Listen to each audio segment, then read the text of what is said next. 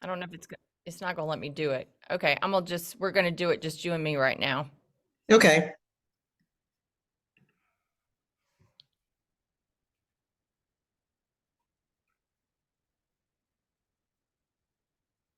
Wow.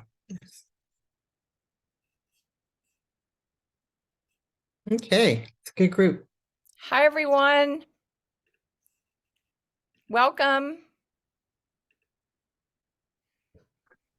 Hello. We're just gonna allow a couple of minutes for folks to kind of join us, and then we're going to also add on Facebook for those that can join us via Facebook.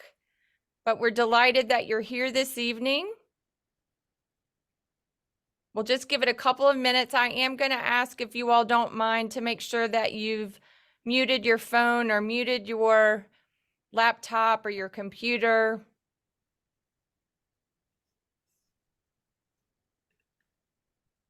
Good evening, Alexis. Hi. Dumas, good. Hi.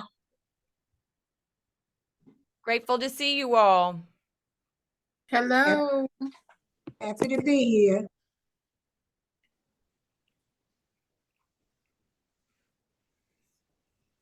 Hello, Alexis. It's good to see you again. I know, Elrita, 2 times in one day. I'm scoring. I'm scoring too.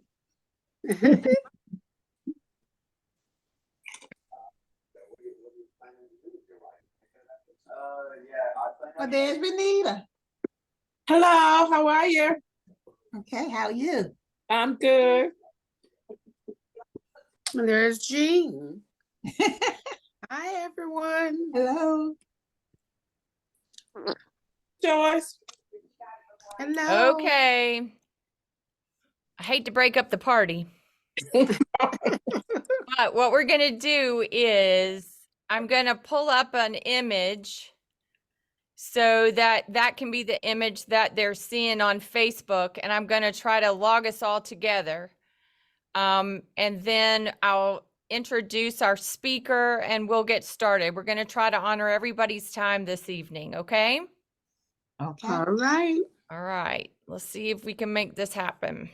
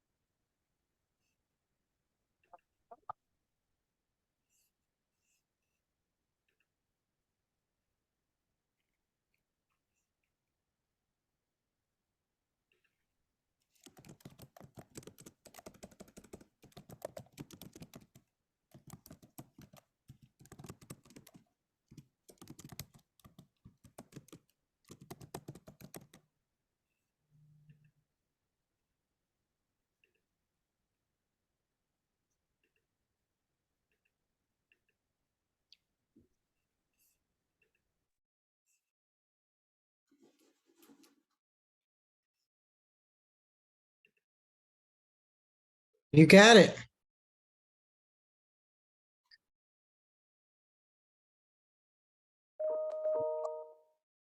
I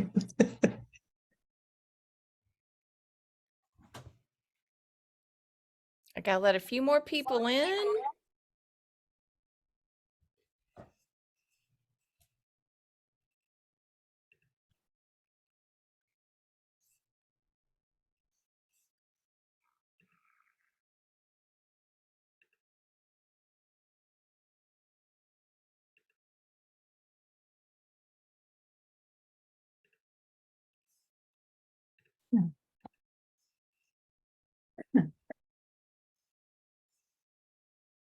Okay, everyone. Well, hello to everyone out there in Zoom and Facebook land. So delighted to see everyone. I'm Alexis Williams. I'm the Executive Director of Caregiver Connect, and it's with great pleasure that I get to spend the evening with you, and we get to talk about normal forgetfulness versus dementia. What is the difference? On behalf of Caregiver Connect and Rosalind Pugh Scott of Dementia Alliance of North Carolina, we're tickled that you're here with us this evening and you've set aside some time to learn some new things. And our topic is normal forgetfulness versus dementia. So you might ask, Alexis, why in the world did you pick this particular topic for Rosalind to speak about this evening? And my answer is, guess what? We are all aging, every one of us. And it's been my observation in my work life for the past 6 years that almost everybody is kind of wondering, are their parents aging and struggling with some forgetfulness? Are their grandparents struggling with forgetfulness? And I'll confess, sometimes I wonder, I'm forgetful and I'm wondering what's going on. And so I thought that it was important for us to address this topic tonight.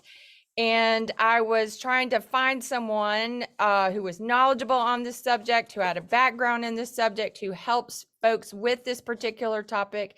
And guess what? She was available tonight. So I'm delighted that Rosalind Pugh Scott, whose title is a Dementia Navigator with Dementia Alliance of North Carolina, was available this evening. And she's willing to spend the next hour with us to address this particular subject. A few housekeeping things before I move on. Number one, if you would please just make sure that you've silenced your phones or you've muted yourself or muted your computer, just so that we're not all a part of each other's worlds, all 30 of us, if we can help it. If you would please put your questions in the chat box. And when we are able to do so, I'll share those questions with Rosalind and we'll try to go over them. And then last, I am going to try to record this session. So if you want a copy of the topic or the session this evening, let me know via email and I'll try to send you the link. So without further ado, Rosalind, I'm going to let you take it away. All right, my darling. Thank you. Good evening, everyone. Some of these names look very familiar, but I most definitely want to give Bob a shout out to my buddy there, Bob. It's cool to see you, and I'm hoping everything is going well. What I'm going to do is going to share my screen so we can go ahead and get started. Because as Alexis was saying, most definitely don't want to take up too much of your evening. It's kind of late. So I want to get you out of here as soon as I can, once we have gathered this information. Again, my name is Rosalind Pugh Scott. I am the Dementia Navigator, one of the Dementia Navigators, with Dementia Alliance of North Carolina. So what are we going to do? We're going to start off with a little exercise.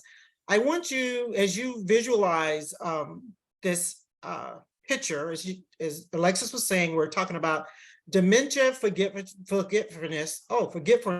versus just normal aging. So when you see this, and I want you to put your answers in the chat, losing track of the date or the season, or sometimes forgetting which word to use. Which one of these do you think is more related to a dementia forgetfulness versus an aging forgetfulness? And you can just use, if you think it's the trees, you can say trees. If you think it's the words that are more related to an actual dementia forgetfulness, put that in the chat for me, and I will have Alexis kind of share with me, like, what are the answers that she's saying. So take a couple of minutes and put that in the chat. And Alexis, when you see that kind of filling up with some responses, let me know. So many are saying actually a little bit of both. Some see word, some see trees. Okay. Some see words to use. Okay. Very good. Okay. Some see both. Okay. All right. So let's get into some more details about this. So as you see here, we have the normal dementia forgetfulness versus the normal aging forgetfulness. And so what you see here on my left, we have for normal aging, is making a bad decision once in a while. So for instance, you might have, made a bad decision about, driving, backing out of your driveway and you didn't see a car or something like that because you really weren't paying attention. I don't know, maybe you're playing with your phone, who knows? So, making an occasional bad decision or missing a monthly, there are keywords here I want you to look at. Missing a monthly payment, not forgetting to pay your mortgage for 3 or 4 months in a row. So a huge difference in that, as you see on the right-hand side, which is inability to manage your budget, not being able to pay your bills at all in a cohesive way versus missing a monthly payment. Next, forgetting which day it is and remembering it later. One of the terms that I use when I am communicating with caregivers is the ability to recall. Yes, I will come out of Walmart and forget where I parked my car, but I will find it. No one has to, I don't need to go back in the store and be like, I don't know where I am. I don't know where my car is. I don't even know what my car looks like. So that's a little bit different than me walking out, in a parking lot and saying, which road did I park in? And then I can walk through the road, like, oh, there's my car over there, as opposed to just totally not remembering at all. As you were looking at the slide before, not normal is losing track of date or season, again, and not being able to recall. And I don't know if this is something Alexis do, but I have a hassle. What's today's date? Oh, if you tell me what the day is, such and such a day, I'll be like, okay, yeah, you know what it is, because for whatever reason, I remember what the day is. But when you totally lose track of date and or season, that's when you're probably running into some potential memory issues. And for normal, sometimes forgetting which words to use. That is more normal. Once again, there are keywords here, like sometimes, and forgetting which day it is, as opposed to forgetting like this season, the date, all of it together, missing a monthly payment. So when things like that is a part of normal aging versus, like totally forgetting altogether. Difficulty having a conversation, not remembering what words go where when you're having a conversation with someone, or that person is having a conversation with you, things you need to really think about and consider. And then normal aging or normal memory issues as we age, and I shouldn't call it issues, but losing things from time to time, not losing things and putting them in places where they normally don't belong. Like if you misplace your keys and you put your keys in the refrigerator as opposed to on the counter. Things like that, can really help you to deter or decide between, there may be something more going on here, versus like normal aging, which we all have. Some red flags to look out for: memory loss, disrupting daily life, things that disrupt this person's lives, things that, that normally happen on a routine basis, like how to get to a church you've been going to for 30 years, how to cook a cake or cook a certain meal, or to do things a certain way that you've been doing for, the last 30 or 40 years, things that disrupt this person's daily life, difficulty performing familiar tasks, language issues, disorientation to time and place, as we referred to in the previous slide, poor or decreased judgment, not making those good, rational, reasonable choices or decisions about certain things, problems with abstract thinking, misplacing things, in an inability to retrace your steps. Again, I think of that key word that I always keep in mind, the ability to recall, not being able to recall at all things that have been things that have been misplaced, or people's names. Most definitely is a red flag to look for. Changes in moving behaviors, changes in personality, and withdrawal from work and social activities, or most definitely things that you should be concerned about for your loved one. So here is another quick exercise I want you guys to do. And again, put your answers in the chat box.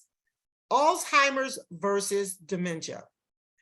Which one do you think is more memory loss related, or at all? Like, which one did you think? Is it Alzheimer's that's more memory loss related, or is it dementia? Put that in the chat. And Alexis, I will ask if you will tell me what you see being shared. I'll give you guys a couple of minutes.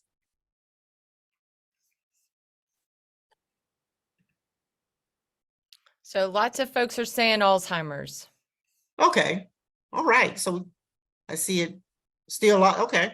All right. So let's talk. I'm sorry. I thought I had did that. Okay. So let's talk about that. Let's see. So what is dementia? Dementia is non-specific. It's almost like the term, well, it is similar to when you think about the term cancer. When you think about the term cancer, cancer is non-specific because there are many types of cancers out there. And when I talk to the majority of my caregivers, they will refer, if the doctor has said, my loved one has dementia, this tends to be the thing that caregivers feel like they can relate to more as opposed to an Alzheimer's. And when people hear Alzheimer's, they think of that as a death sentence. And, we all understand why. But dementia is a non-specific term. And Alzheimer's is one of the most common forms of dementia. Again, think of dementia as a big umbrella and Alzheimer's as a form of dementia, and it's the most common type.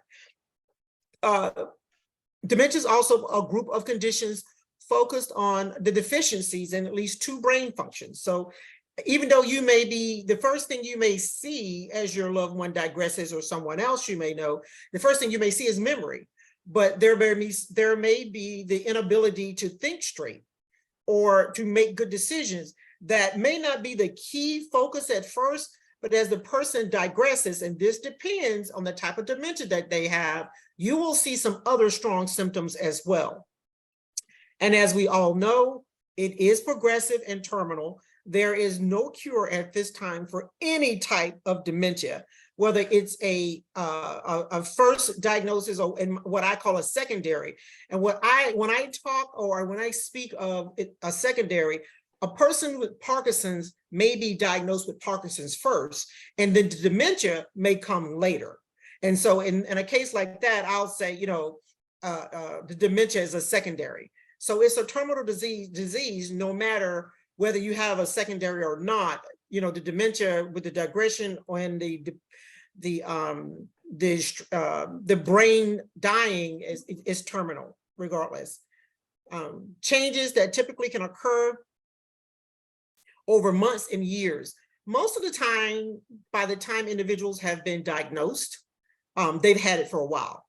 And if a person is in a routine where it's not as easy to pick up those memories, the memory loss, it could go on for quite a while. An example of that will be a husband and wife couple. A husband and wife couple, especially if they've been together so long, I'll say 30, 40, 50 years, you may be in a point in relationship, whatever the person with the diagnosis, which you have not yet recognized, you may be able to fill in the gaps for the words that they're missing or the things that they're not doing. And you may not think of it much until it is, to the point where it's just very overwhelming and you really, really have to go in and get that diagnosis. And, research shows that in most cases, by the time people are diagnosed, they've had it anywhere from 5 to 7 years. It's just, the progression of that. Sudden change in health status, living conditions, and caregiver systems may enhance symptoms as well. An example of that, again, I'll use a husband and wife couple where they've been living together, and the husband, and I had a call today where the daughter was like, our stepdad was living with mom, and we would call and like, hey, how's she doing? Oh, she's fine. She's doing good. Knowing that she had a dementia, but not realizing the extent of what it was until he got sick and went in the hospital. Now the mom doesn't have that familiar person there. And now those symptoms have escalated and the daughters are really struggling with how to adjust to this new mom, that they thought, well, yeah, she has a little memory loss and it's okay. But once her primary caregiver was no longer in her presence, those symptoms really increased a lot. So again, here we are. This is the big umbrella. Again, many caregivers are under the misconception that dementia and Alzheimer's are two different concepts, and they are not. Even sometimes, I don't want to, talk bad about the doctors in the medical fields and the neurologists and so on and so forth, because they're doing what they know. But sometimes they will send a caregiver home saying, okay, your loved one has dementia. Oh, okay, so what does that mean? What type of dementia? What are we looking at? Because there, as you can see here, there are many different types of dementia. Again, Alzheimer's being number one. You have young onset. You have people early, younger than 60 being diagnosed with young onset dementia. And we have what is also called a vascular dementia, which is normally the form that is diagnosed when you've had multiple, or the person has had multiple, what they call TIs, or multiple strokes. Lewy body, frontal temporal lobe. You have other dementias that are related to memory loss as well.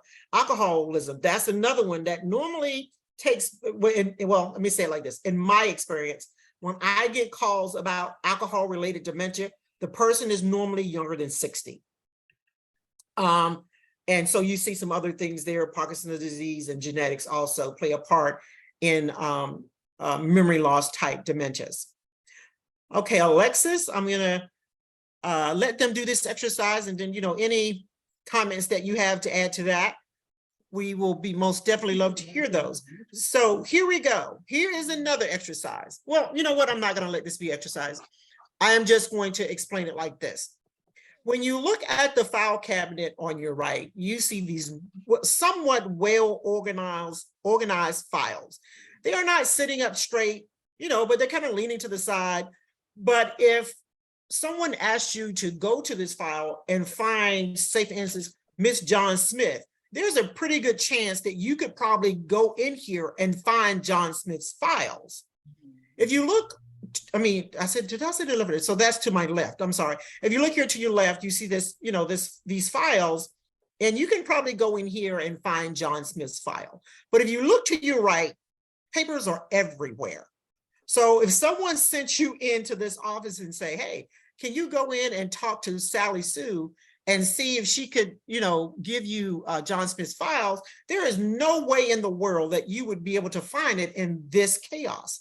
And so when you think about a dementia diagnosis and the digression of the brain, this is what's happening. This is why they repeat themselves. This is why they can't remember things. This is why they have poor judgment. This is why they lose their everyday functionality, because the brain is digressing, is dying actually, because the fluids and things that keep it juicy and all those things are shriveling up, and the brain is drying out, and there's chaos in there, and the brain cannot process.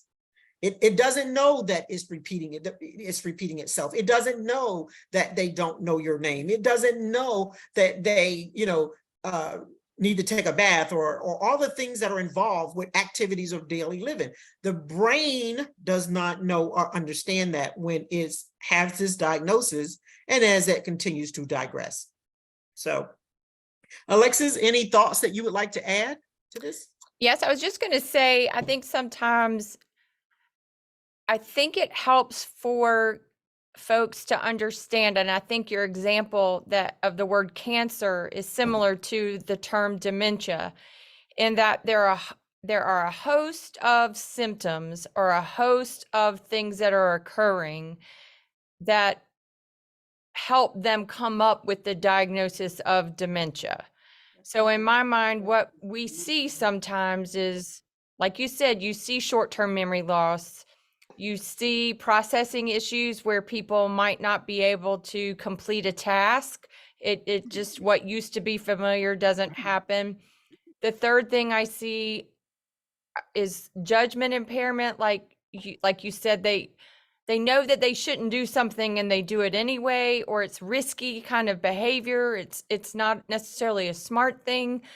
And so I think it helps to learn what type of dementia and what kind of brain changes are occurring so that you can, in fact, learn what type of dementia that you have, which I think is great, which is what you talked about, because Yeah. different symptoms lead to different types of dementia.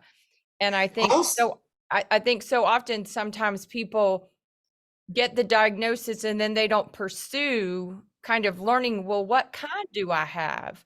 And if you learned what kind you have, then sometimes it's really helpful to then for your caregiver to understand your behaviors and why you're doing some things. Does that help? I love this picture because I think we often forget that when we're dealing with a loved one, because how we interact with them is kind of our old memory, that even though they may look the same, we don't realize what's going on in their brain. And in fact, it looks like the person on the right, their brain. This is a great depiction for us to kind of go back to and go, oh yeah, it's all cluttered up in there. It's all confused. It's Yeah. overwhelming in there. Things aren't working. So I love this picture. I think it's a great analogy of how things might be. that's a very good point. As you were talking about, caregivers tend to, and I was talking to a caregiver today, she said, well, mom is lucid sometimes. But then she'll go on to say, again, caregivers, for the most part, understand what dementia means. It's a memory, because that's what they're focused on. It's about the memory. But at the same time, how you communicate with them in 1 minute, if it's like you said, is normal, I'm used to communicating with this person in that way. You want to take that across the whole spectrum and communicating with them. And what I said to her is, you need to remember she has dementia. And I know in that lucid moment, you get excited because that person can maybe remember who you are. They can remember to make that cake or to make that good judgment call, but it doesn't last because, the way the disease attacks the brain, it doesn't last. So yeah, there's a tendency to, look at that person like they've always been. But unfortunately, as caregivers, what I always share is that, you have the healthy brain and you're going to have to be making the changes because that person is not able to make those kinds of adjustments. So good suggestion, Rosalind. Good suggestion. Okay, so here are some risk factors. I have the darker highlighted ones. Alexis and I had a conversation about that. Are the ones that you see, or there's more conversation about as far as risk factors go. You have aging. Everyone know, aging is the #1 factor. You have the history. If there have been multiple family members in your family, that puts you at a higher risk. It doesn't necessarily mean that you're going to develop dementia, but again, we're talking about risk factors. Genetics is something else. And repeated head injury like TBIs. You think about soldiers that go over and, and they, a bomb is hit and their head is, hit on the ground or up against something. Even though that's not repeated head injury, that is a factor. That's a risk factor as well. But when we talk about repeated head injury, we're talking about boxers, football players, kickboxing, things like that, where your head is being repeatedly hit up against something, whether it's a foot or whatever, on a continuous basis. So those individuals most definitely are at risk. And as you look further down, the lighter colored factors there, not that they don't matter, but women, we are at higher risk than men. There's talk about that, but it's not like a whole bunch of conversation happening about that. But women, we are at higher risk. African Americans are twice as likely. Hispanics are 1.5 twice as likely than our Caucasian brothers and sisters. High blood pressure, type 2 diabetes, high cholesterol, which those three, and cholesterol is not on there, but one of the things that makes African Americans, that makes them more prone is the high blood pressure, type 2 diabetes, and the high cholesterol. what they have said in previous research, I haven't heard so much about it since, but type 2 diabetes is almost like a really high risk factor of having dementia. I don't know all the research that behind that, but they were like, oh yeah, if you've been diagnosed with type 2 diabetes, you most definitely in that high risk. But that's been a couple of years. I haven't had a whole bunch of talk about that since then. Smoking puts you at a higher risk. As we talked about in a previous slide, alcoholism, and you have down there sleep apnea are all things. Again, the word is risk. It doesn't mean that you're going to wake up the next day and you're like, oh my gosh, I have type 2 diabetes or whatever, that you're necessarily going to be diagnosed. These are just things that or components that makes you can't change the fact that you're a woman. You can't change that. But they don't know all of the science behind that. Maybe because we're more stressed. I don't know. I say we're more stressed, but it could be some other factors. But I don't know all the science behind that. But we do know these particular components put us at a higher risk.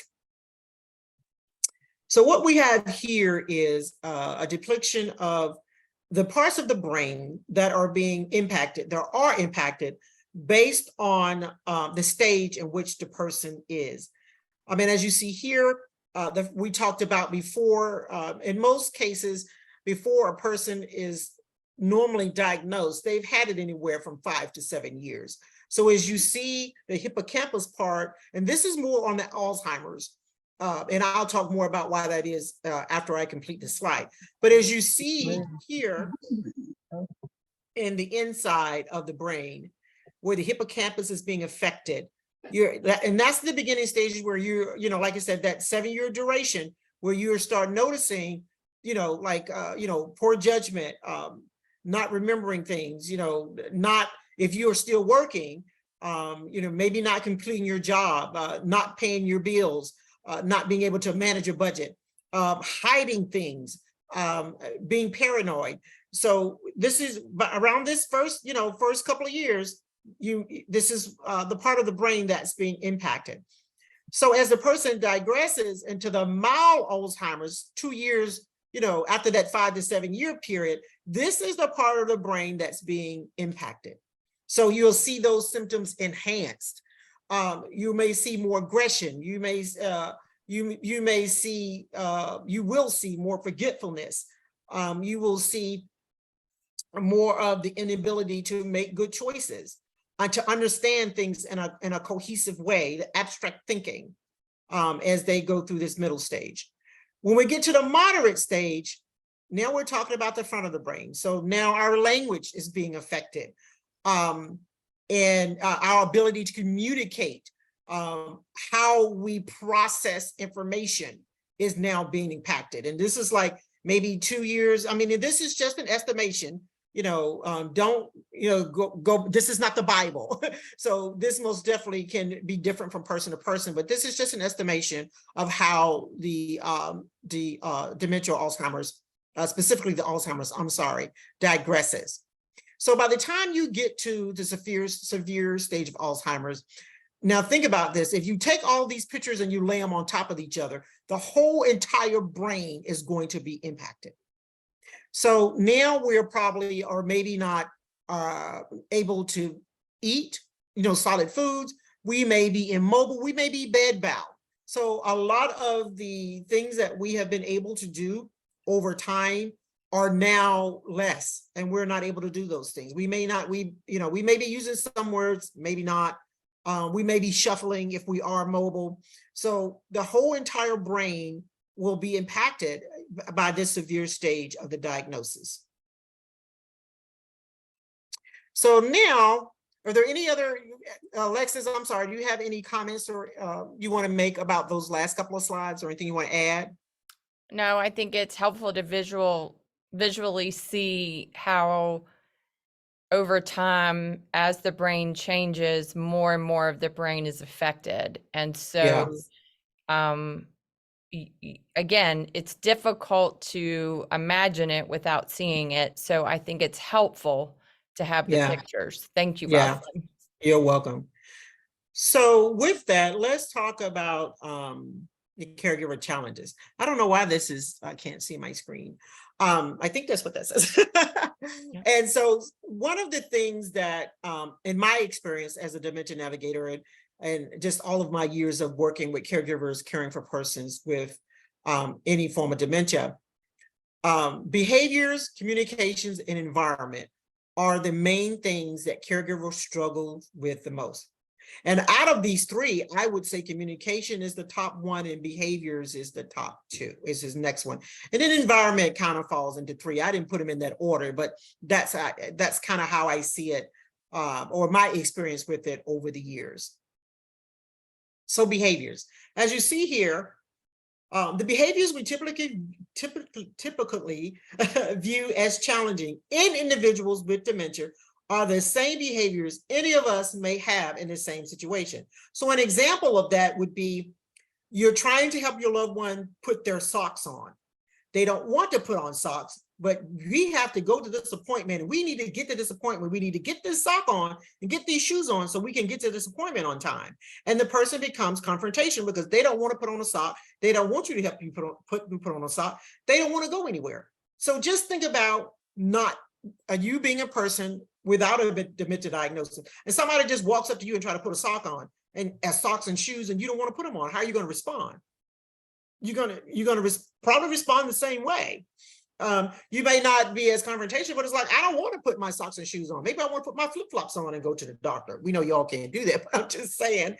So, it's simply the person expressing his or her needs in another form of communication. Because again, if we go back and remember what that picture looks like, as the brain is affected and digressing and dying out, because that's basically what happens, they may not be able to express it in a way that's non-confrontational. Only, their behaviors or how they're acting is like, hey, I don't want to do this.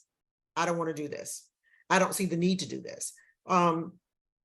So just think about, when you're helping your loved one, whether it is eating, it may be a situation where you're saying, mama is or dad or whomever, or husband or wife, whoever you're caring for, you may be trying to get them to put on a sweater and because it's cool, and they don't want to put on the sweater because their body is not able to regulate that temperature, and they don't know how to express it any other way other than to either be confrontational and that could be verbally or physically. So communication and behavior are very important in how you are caring for your loved one.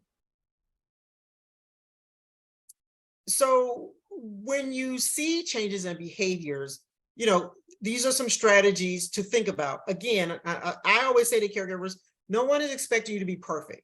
If I am counseling you and I give you suggestions and practices, I'm not expecting you to go home or get off the phone and be able to do these things immediately.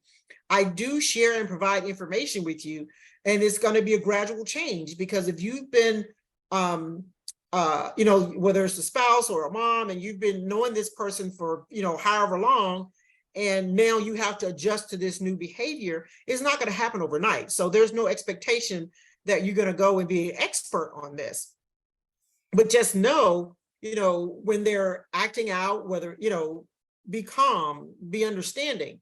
I will say, especially when it comes to physical confrontations, sometimes you may, and I get it, this is my mom or whomever, I've been hugging them, I've been touching them, so I feel comfortable with doing that. Sometimes you may need to tread lightly with that. Maybe you can add, can I put my arm around you, mom, and give you a hug? Even if it's a spouse, and this person, and you're seeing this change where they're becoming physically aggressive, you may want to ask before you put your hands on them, is it okay if I do this? Look for reasons for each behavior. Again, let's take that other scenario about being cold.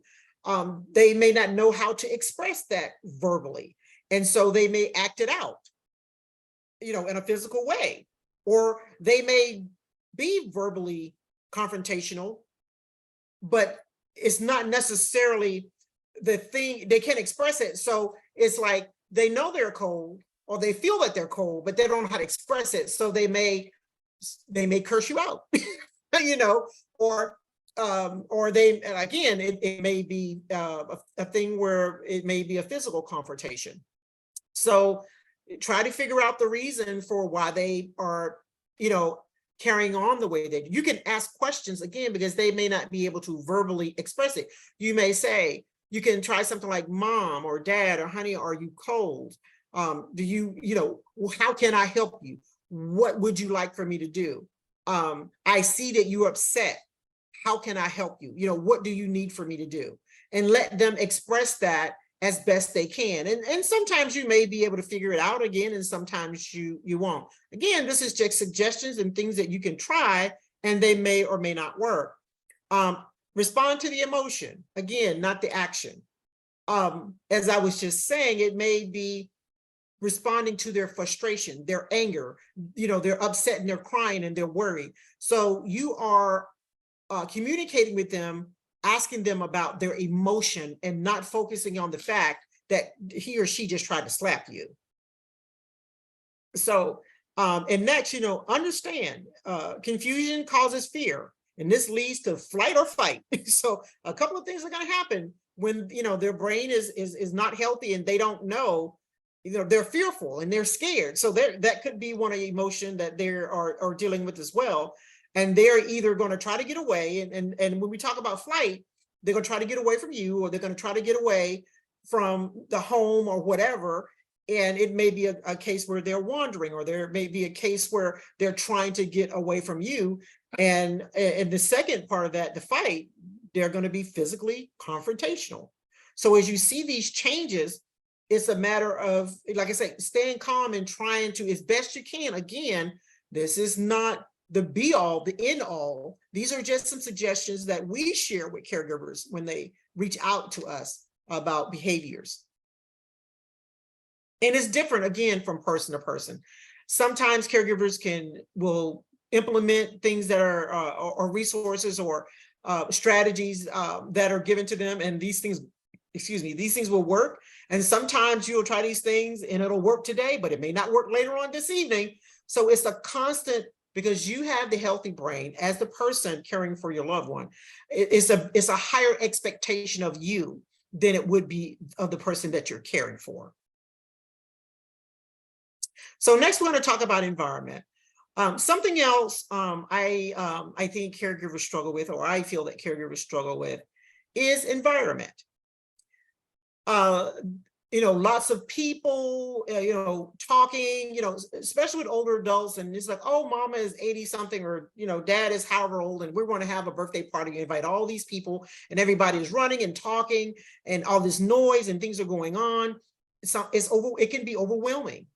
As you can see the young lady here with, her hands over her ears. It can be overwhelming. And so you have to be really cognitive of what will work for my loved one. And as you see here, blah, blah, blah, blah, blah, just talking and giving an example of that would be like, mama, go in the room, put your clothes on, your shoes are under the bed, just constant, a whole 5 or 6 instructions at one time. It was an example of when I think about blah, blah, blah, but it's just constant talking. And when you're engaging with a person with dementia, you got to keep it simple. If they are functional enough to know how to do things, of course, you allow them to do those things and to help them, not do it for them, but you got to keep it simple. One piece of instructions at a time. And if it's a matter of them getting dressed, maybe you need to be in the room with them to be there if they need help putting on their clothes or whatever the task is at hand. Another thing that caregivers don't think about is the change in floor pattern. This is very important. Sometimes you'll see persons shuffling, and a change in floor pattern, like you see here as well. Well, that's something different, but that's an issue too, but I'll talk more about this first. This could potentially be a trip hazard, especially if they're shuffling and they have on like bedroom shoes that don't have closed in backs. This could be something that could potentially be a trip hazard. Scatter rugs, huge fall risk. even sometimes for older adults who don't have dementia, or individuals, who don't have it. Scatter rugs all over the place could be a fall hazard. You know how some houses have, like you see here, this pattern, the change, but then there's a step down. And you may step down into a living room, or you may step down into some other room in the home. It could be a fall hazard or a trip hazard for your loved one. So those are things that you should think about. This particular type of pattern here, I will give you an example. I counseled a caregiver many years ago who had this beautiful money green carpet in her living room, gorgeous. And she was caring for her auntie. In her bathroom, she had those huge black and white tiles.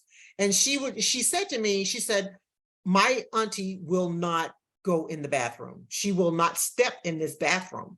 And I remember just attending this conference where they talked about visual perception and how sometimes individuals with dementia will view a certain space as a whole. And I felt so accomplished because I was able to share with her that may look like a hole to her. And this is why she won't come into this bathroom, because the first tile, when you come off this green carpet, is this big black square in the bathroom. And her visual perception sees that potentially as a hole. So different floor patterns, again, make a difference too. Again, right here where it says, when too many things are happening at one time, that can also make a difference as well. Okay, again, environment. We have tactile things, temperature makes a difference, walking surfaces and sitting areas. All of these things make it a difference. So just think about the environment a little bit when you are caring for your loved ones. These are some of the things that may impact even their behavior and how they communicate as well. So moving on. So now let's talk about some action. Here are some things that we can do to consider. We have our to-do list, our conclusion, and we're going to talk about, is this dementia? Is there anything you wanted to add, Alexis?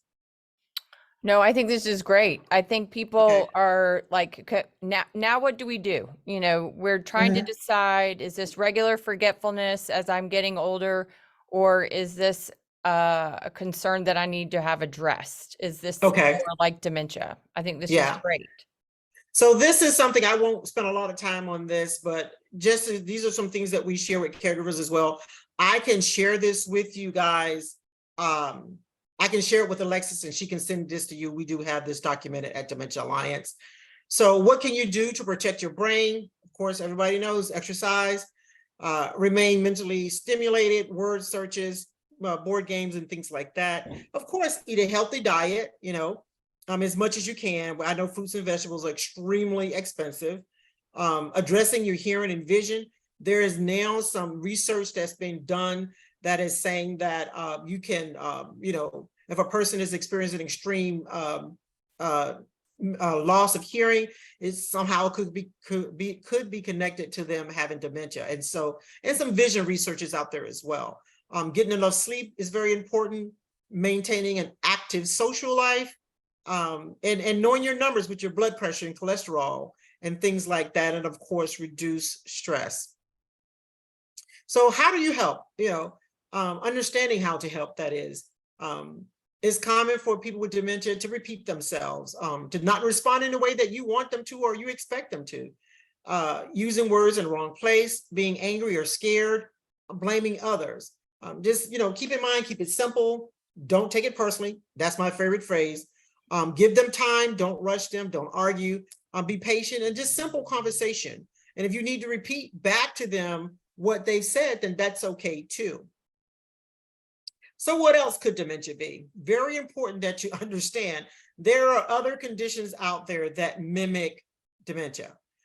There could be medical conditions. It can be medications. The person may have taken a new medication and mixing it with medications they already have, and that may be the side effect. Thyroids, I know there's been much talk in the past about vitamin deficiency. poor nutrition and dehydration. We talked about hearing or vision changes. Pain could be an issue, but UTIs, this is a huge one.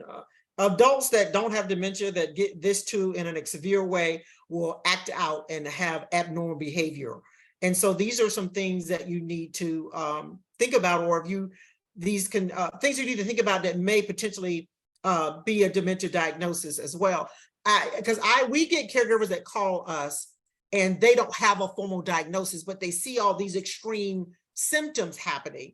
And so it's important that if you are suspicious of this, if you potentially can get this person to their primary care and get the primary care to maybe assign you or get you, or what I call a script, to see a specialist like a neurologist or a geriatric doctor who may specialize in this. Some people may not need to go through their primary care. They can go straight to their insurance, or they can go straight to a neurologist. But you need to know for sure to make sure that there's is not, as I was saying before, some of these things going on, and it's a straight up Alzheimer's. And so if you get that diagnosis, you know, things that you can do, you may consider doing, let me say, as we talked about the environment. Do I need to do home adaptations? Do we need help in the home? How are we going to plan? What's our plan, basically, is what this is. What type of resources are we going to reach out to? I think it's so important, and I think it's critical for planning ahead. In my experience, and I'm sure Alexis probably experienced some of this too, when caregivers call us, they've been doing this now anywhere from 5 to 10 years, and there's like no plan for what this is going to look like down the road. We're just living day by day. And I understand it's an overwhelming, daunting task, but if you have somewhat of a foundational plan, some of that stress that you're feeling may not be as severe. Again, we are Dementia Alliance. These are some of the programs that we offer here for the entire state. You know, feel free to reach out to us and ask, you know, personally more about those resources. Our mission is to improve the lives of all North Carolinians impacted by this diagnosis, to empower and engage and provide support through education and research. We've been around longer than 2018, but we used to be affiliated with Alzheimer's Association, but we broke away and formed our own nonprofit. We cover all 100 counties here in North Carolina. We are not funded by the state at all. All the funding that we have is private and corporation donors. But just know, because we do cover the whole state, and you can see we have a very small staff, Dee Dee and myself, as you can see there, we're going to ask, you know, have you reached out to your local resources first? Because we feel that that is so very important that you tap into those local resources. And we are the backup or the fill in the gap as much as we can for that. Again, we are Dementia Alliance of North Carolina, and we're here to support you the best way we can. Thanks, Rosalind. If you can unshare your screen for just a sec. I can. So that's a great segue to, I want to make sure that those who are joining us tonight know about Caregiver Connect. Caregiver Connect is a nonprofit that was founded in 2015, and we are charged with doing 3 things. We provide educational opportunities for family caregivers. This is an example of an educational opportunity that we are providing tonight.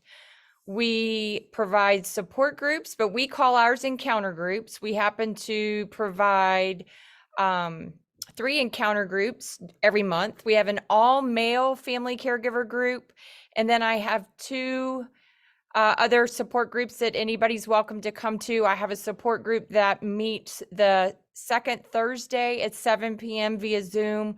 And then on the 4th Tuesday at 10 a.m., like today, we met in the library at Mount Zion Baptist Church. So if you are a family caregiver and you would like to participate in one of our groups, feel free to reach out to me and I can send you the information or give you a heads up about when we're going to meet again. A couple of other things we have going on that I want to make sure you know about is that we also, the third thing we help people do is we help families navigate and figure out what's available for them to continue with their caregiving duties.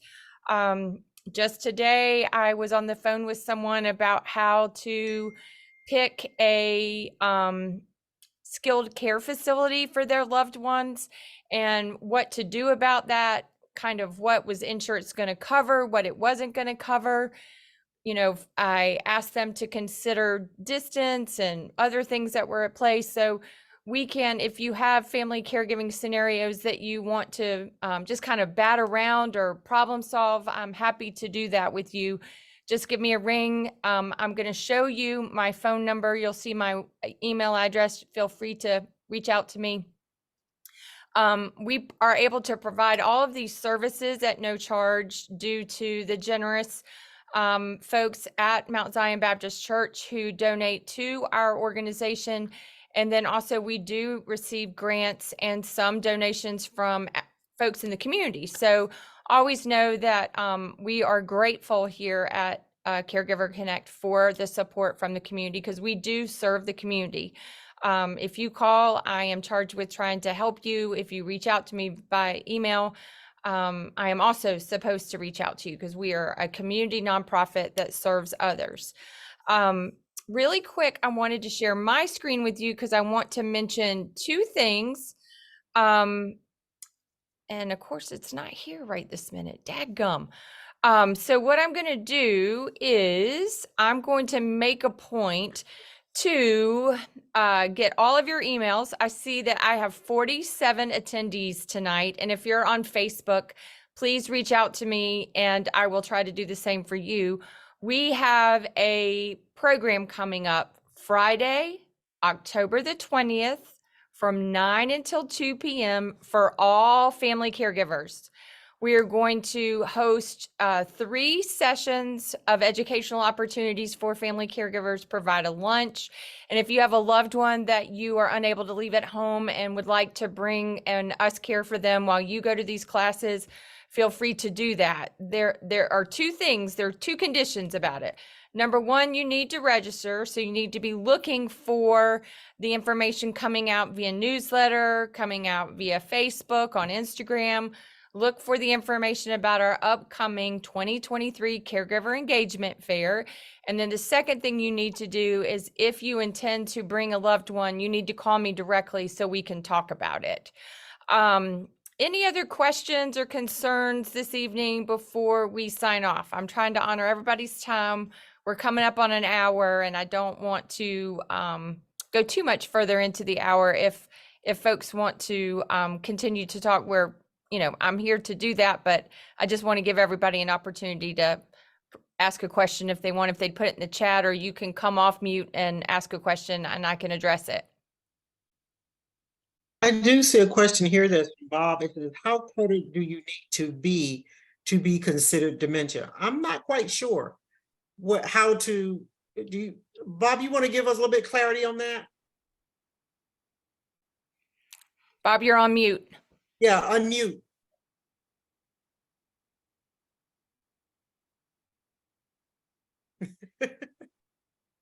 We still can't hear you.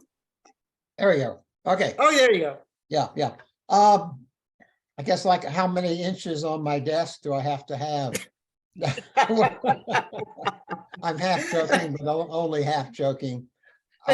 Recently I've gotten, over the last year or so, I mean, like, really cluttered to the fact that my desk essentially wasn't usable because there was just piles of paper and files on there. And obviously I'm not to the extreme example of the woman where it was piled 6 feet high, but well, that was actually a depiction of the brain itself, not necessarily.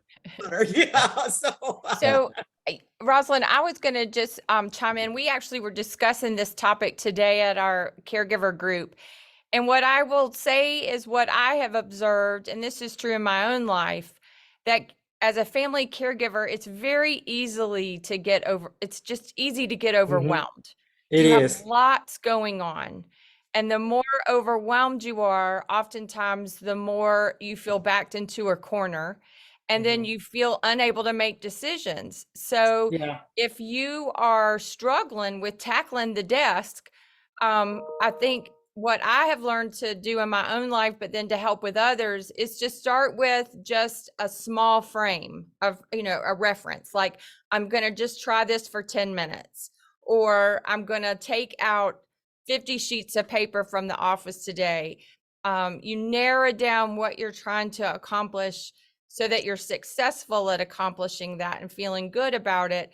But then also you recognize that you've got all this stuff going on in your mind and your brain.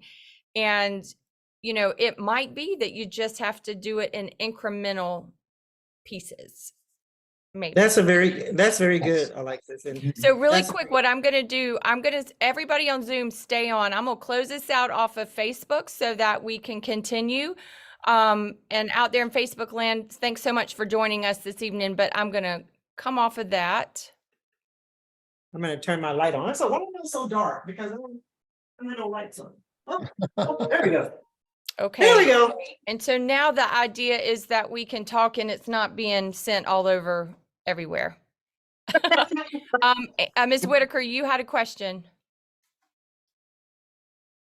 You got to unmute though. Oh, I'm sorry. I want to know what Rosalind thinks of medications such as Prevagen for memory to help with memory.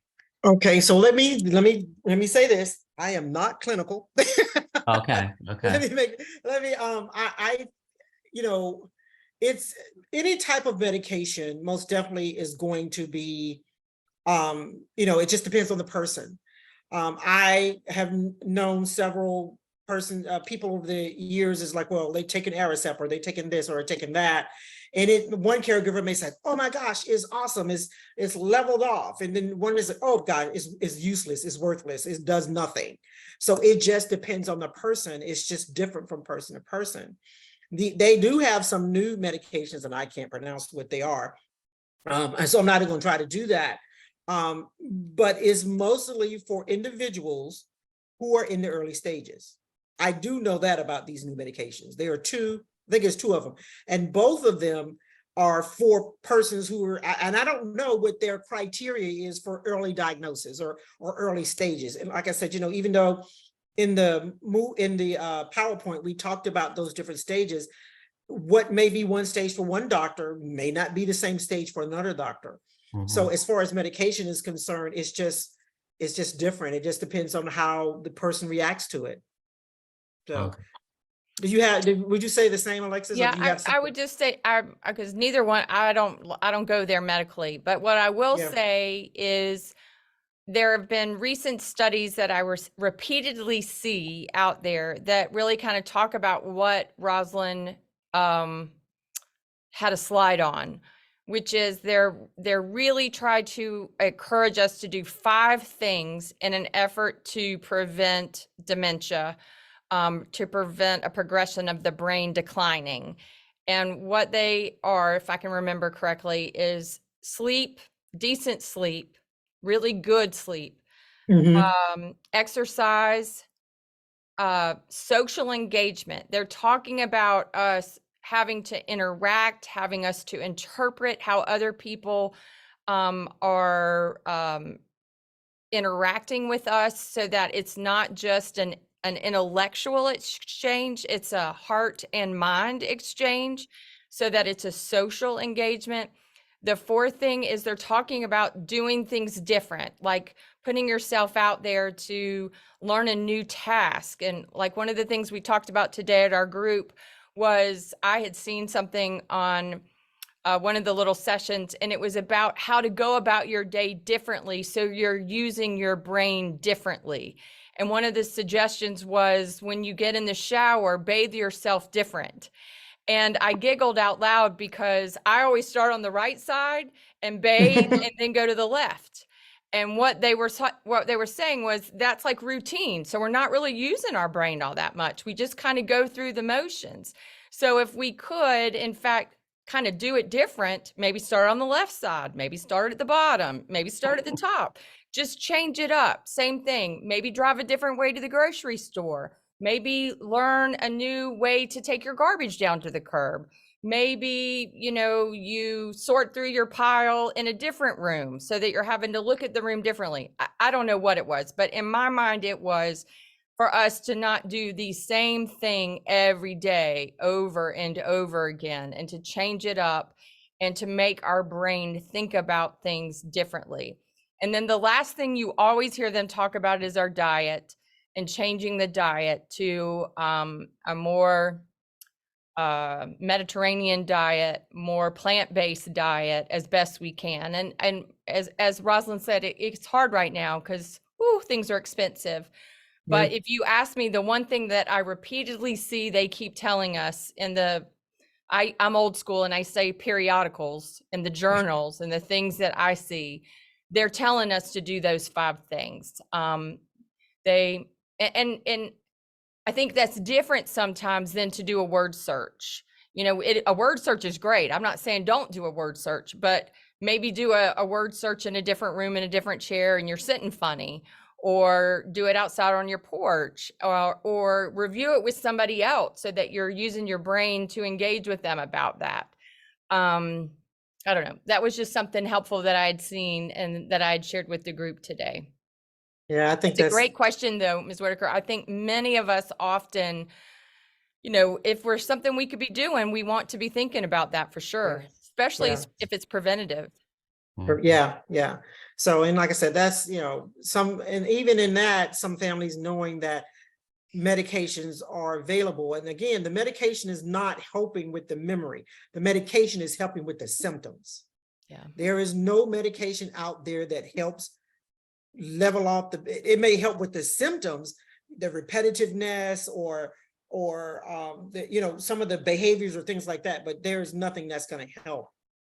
We just don't have anything that helps with the memory.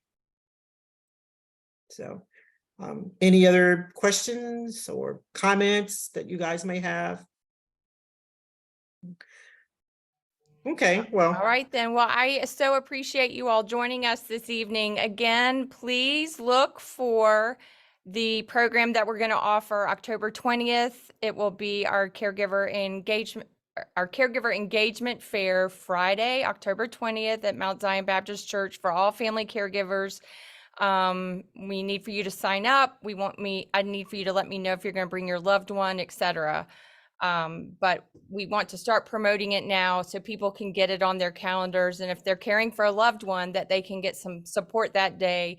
So hopefully they can join us. So that's the reason I'm talking about it in August when it's not until October 20th. All right, everybody. So great you joined us this evening. All right. Well, hope to see you soon. Yeah. Good night. All right, Alexis. Good night.